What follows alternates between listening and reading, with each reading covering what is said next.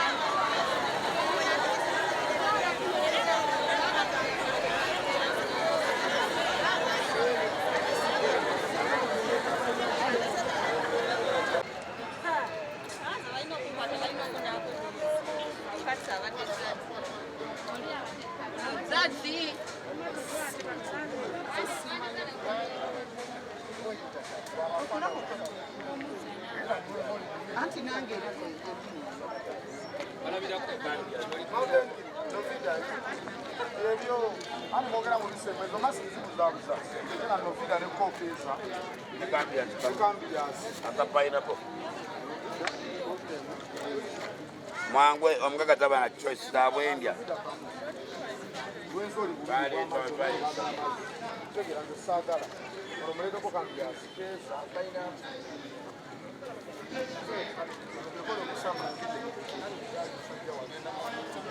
Mama ya kitiwa cho chitule brunesi padeyo sagiselo mikorojo kiriza aitato tu berewo osprogram kwafe ranga kwa zatonda wala tumena mikwano ejo usumbaga siniga abali bulaya abali kumwangalira n'abali ku TV ababona abatulawa ng'obadde mukwano ogw'omusumbayiga era ng'owulira ennaku n'ennyiike olw'okugenda tugamba nti kitalo nnyo kitalo ddala. Olwaleero babaddewo mu ddwaliro era ne babeerawo ne mukufa nakati weebali tubakubireko omungala bazaddaala singa tebaali bazadde abo olwaliro lwali baddewa naye okuyita bazadde olwaliro mwebale nnyo mwebale ddala. Era ntuusa okusiima eri omusumba Aloysius Mujingo Moses Bugingo wonna yakoze omulimu gw'amaanyi nnyo bwe yawulidde okufa kw'omusumba Igagasi. N'akola n'ateeka live ku radio eya Salt Radio era n'akola live ku Salt TV era ne bateeka live ku ABS. Bw'abeera live kitegeeza radio ze zonna va mu mikuumirako senta esooka omusumba John Ssekalaala Gitwali.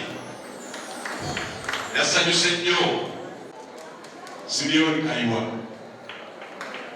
Bino byonna bitwogerako bikonge binene nnyo okwenenya n'okwetonda ekintu eky'obwakatonda ddala mumwogere engalo ebyafuluma bye mwalaba ne bye mwawulira yeetonze asonyiibwe n'omugenzi asonyiibwe n'oluvannyuma emirimu gitambule n'atandikira ewandike yaawo n'akanika amasimu yali alina omukisa ekyakwatako kijjula busimbu ebyamasimu ne bigenda bimulamira ewandike yaawo n'akyusa ennyambala n'akyusa endya n'akyusa endabika ng'abeera smart naye ng'atunda masimu songe kema alowooza yasinga Yesu okumanya banenya mwamina mukire bwowaze zirira mwamina esingakaawo wayamina eyakanyanja bwoba otegedde kyeŋŋamba n'amugamba bwati n'amugamba nti osoma otya ebintu obimanya otya nabo omuyigiriza mwatereera mulayini olwaleero nsaba bandaba ku tivi nammwe abatuwuliriza tutereere mulayini katonda alina amaanyi agakyusa ebintu byonna bw'aba alina amaanyi agakamba atya n'amugamba ebintu obisoma otya kyeyali ayagala kyali kimu ayagala kuyingira mu bwakabaka bwa katonda kyeyali ayagala kyali kimu ayagala kugenda mu ggulu bwe yali ayagala kugenda mu ggulu naye ng'ayina ebigambo neragulegi gyayagala okuyisaawo naye nga sinuunyi tonava mukoledde eddiiri kubanga ngenda neempumula enjiri neeyisaawo nga mmwe abatannaba kulokoka musobola okugifuna njagala kubagamba ebigambo bino Yesu alokola era Yesu awonya Yesu alokola era Yesu awonya bw'abanga alokola n'awonya omuyigiriza w'amateeka ye yali amanyi mateeka ye ng'ayagala kunyweza n'amateeka waliwo abantu batulina ennaku zino nga baagala kunyweza amateeka ne bafaayo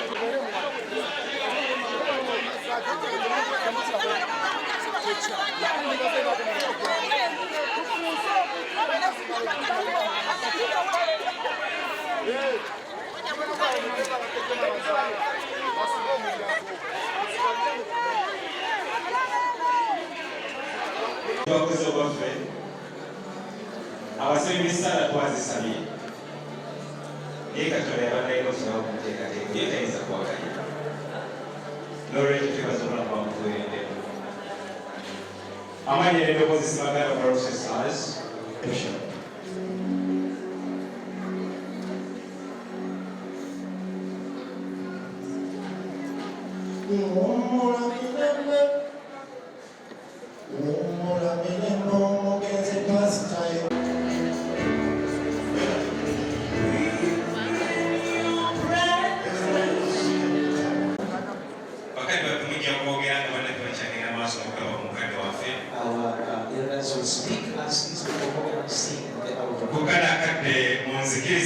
At this moment, allow me.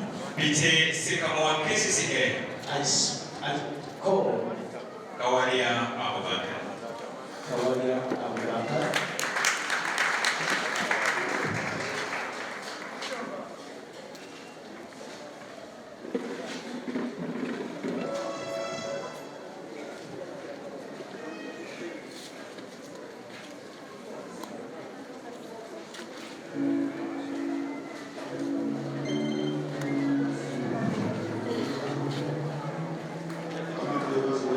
Praise be to God.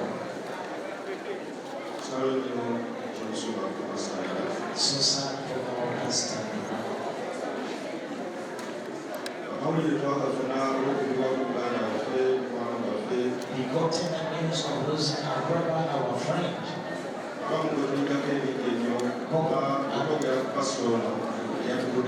If we speak about this pastor, let's go. We may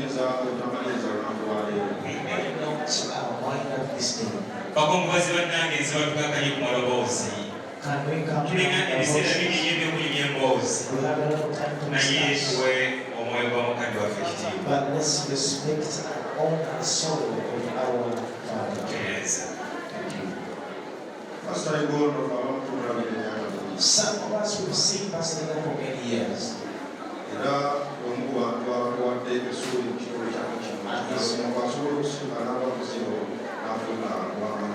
one of the people who have given us the hope that someone can come from zero and become something. As a leader in this place, I am so sorrowful.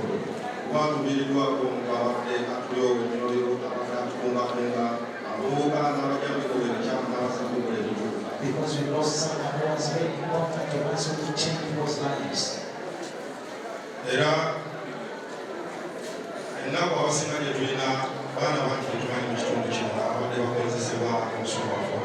So that we have many young boys who are being employed by this gentleman right now. When you look at this church of ours, people who build in this church are from this area. The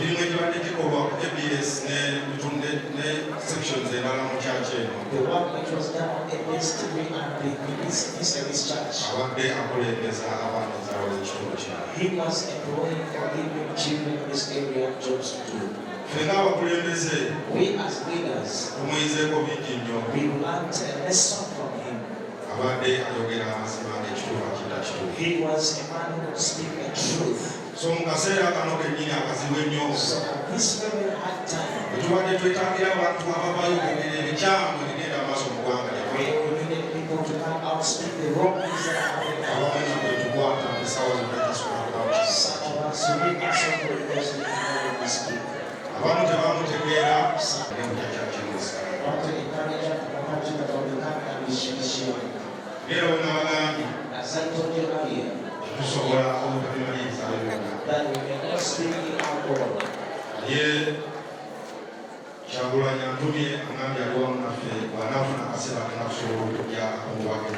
We send him off in peace. And that we pray that may God judge him. I have a question.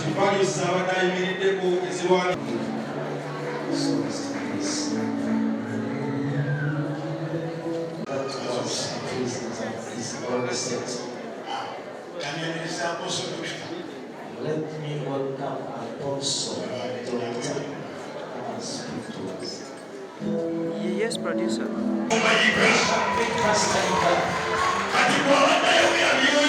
Who are speaking whatever you must. You don't have to listen to that. Pastor Jim. With all other churches. All the Ugandans are members of the church. In this Bible, there is a scripture that the Spirit of the Lord is upon me. Isaiah chapter 61. So I want you all to know the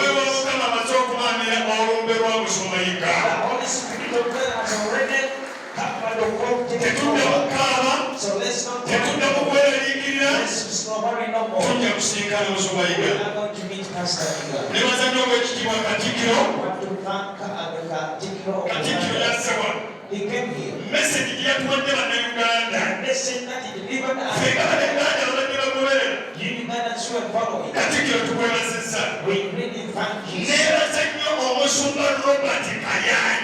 I want to take this opportunity to thank Robert Kayanja.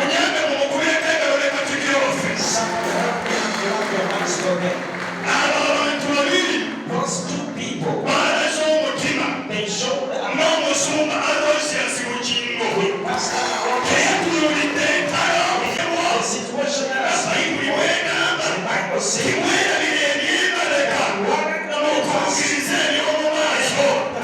what is happening. All the pastors who have been thank you. Bamemba be church. The members of the Wewe church, kubeera mutima mulungi. thank you for having that good heart. Omusumba Serugo. Pastor Sebugo, Kamumugereko. let me speak about you. Musumba Serugo taata. Pastor Sebugo, Okolaganye naawe akaseera kawanvu. I've been working together with Weebale you. nnyo okubeerawo olw'ekkanisa. Thank you for standing for us. N'abasumba abalala. With other pastors, N'abamemba mwenna. with all the members. Nze Ssemandeke Paul. For Ssemandeke Paul. Abamwapya Doctor.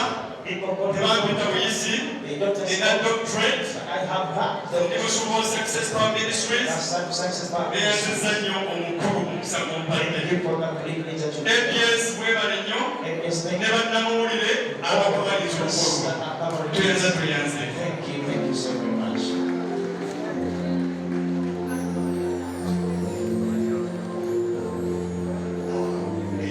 I told you came with a seed of thanks. The prophet is not given the Quran. He's not given the Quran.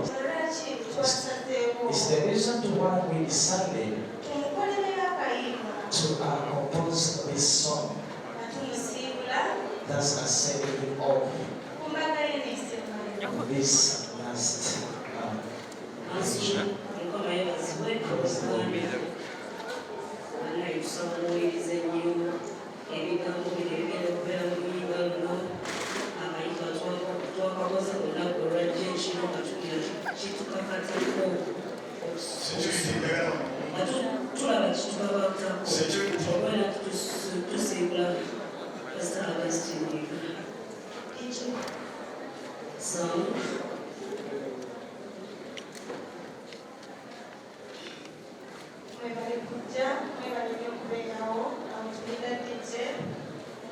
Abasize b'ennaku mwebale ddala